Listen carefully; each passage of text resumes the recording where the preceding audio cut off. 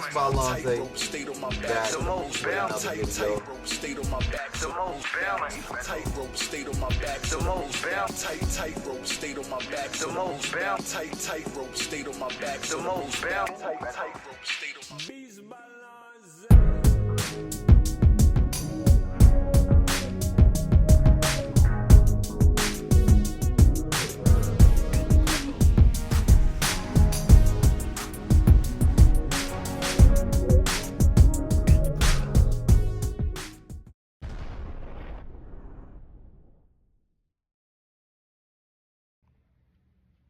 BeatsbyLonza, happy holidays. Let's get to season 2. What's going on, BeatsbyLonza fam? Another video. This is what I learned about the SP404 Mark II 1 year later.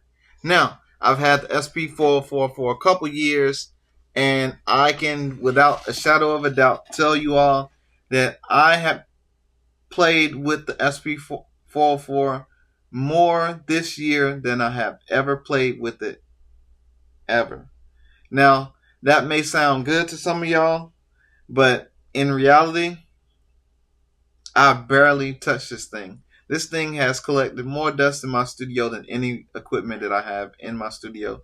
So, yeah, to the discredit of my studio and for me being a drum machine specialist, this should have been a machine that I really put some time into. But I have not been motivated to use this machine. Now, I have reached out to a couple buddies of mine, and we have talked about them teaching me how to use the SP404. Now, I have used it in conjunction with the MPC-1, and I was able to use its MIDI functions to play my samples onto the MPC-1, and that came out really good. Like, I like the way that it intuitively played with the MPC-1. However, on its own, standalone, just ain't my cup of tea just yet. However, I'm not going to get rid of this machine. I'm going to keep this machine because I will learn the machine. It's just taking me a little bit more time than I would have liked to use on a machine. Now, again, if you all have touched the build quality of it, you know that this is plastic. It is a different body style than the previous version. The previous version was more like the hard solid tank, aluminum kind of build. And this build is kind of like it brings you to the 21st century, but it still leaves something to be desired. Like, I don't like the format of it. If I'm being honest with you, can I be honest with you? I don't like the format of it, and it just don't work for me. However, I will make it work for me because I am hearing from the music heads that this machine is a machine that really, that you get your bang for your buck. So, again, I won't get rid of it. However, I will learn to use it, which, it's very concerning to me when I have a piece of equipment that I just can't use and I just don't feel motivated to use it. This machine doesn't make me motivated, like happy to say, oh, I'm coming to the studio to make beats. I don't like menu diving. So a lot of this is, it has secondary functions such as shift and something else. But let me talk about the things that I do like about it. Now, one of my complaints with the old SPs was that, I couldn't do like the lazy chop, and I couldn't see what was happening inside of the machine.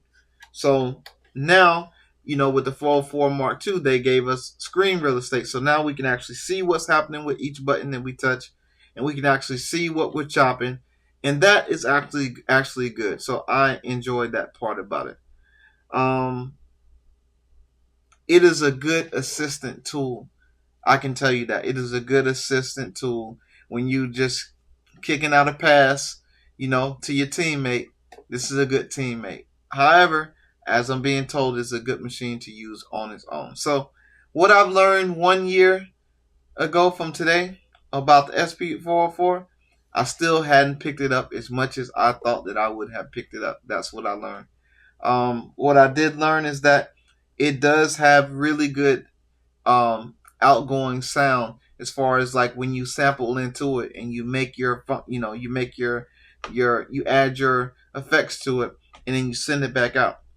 Beautiful. Everything sounds good with it, but I needed it to be more just like easier to pick up.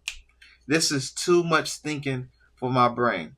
So until I'm able to get through the rest of my machines and actually learn the process and get it,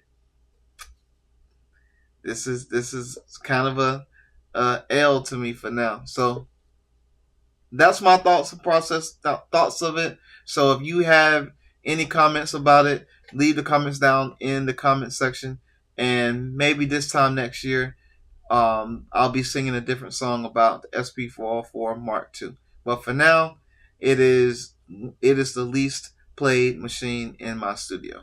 So with that being said, peace out, much love, happy holidays, peace.